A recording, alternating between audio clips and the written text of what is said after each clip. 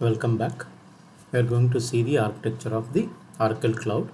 We have regions. We know in every cloud we have regions and zones and fault domains.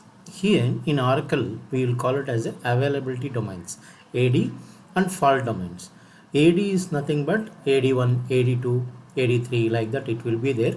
Fault domains, right? One safe side they will be keeping a data like that. Okay, I'll explain in later videos. Okay, go ahead. I'm going to go with all. Okay, now see the same thing already we discussed about in my previous video. And location and location, which location you have been preferred. Okay, suppose your application is besides on India or US or something like that. Based on that you can select. Okay, that will be a procedure. Okay, that is the procedure. Data compliancy. Why? Because of this is very important. Suppose some data compliances countries are there, they are not allowed for to integrate with other countries. In these cases you have to select same country, which suppose Germany, you need to select Germany related only to avoid these type of compliances. Okay, service availabilities or more services. Yeah, see this one, availability domains are there, your data will be here and your data will be safe. Like something goes wrong also, you have two locations. That is added advantage in availability domains. Nothing but availability domains is nothing but a zone. Simple words. See here. Okay, fault domains are there. In every availability domain is nothing but in zone. Simple words. Availability domain, we have, this is the setup. Here three fault domains, your data is safe, two places are there. Okay, let it be. If it is goes wrong, nothing to worry. Here also same, in availability domain we have three fault domains. Okay, like this is the very beautiful things in Oracle Cloud.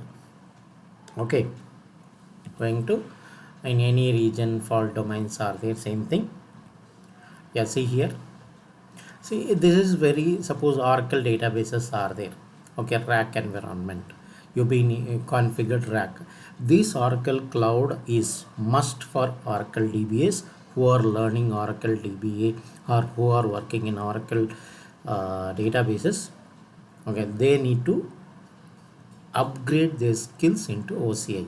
Okay, that is the thing. Availability domain, first one.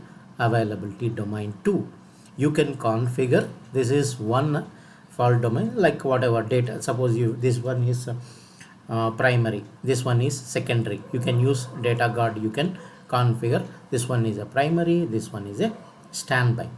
Okay, like this you can configure your rack applications. Okay, fine. Fault domains, same thing. One in one fault domain you can go with rack db1, means instance, rack instance 1. In fault domain 2 you can go with rack instance 2. Okay, like this.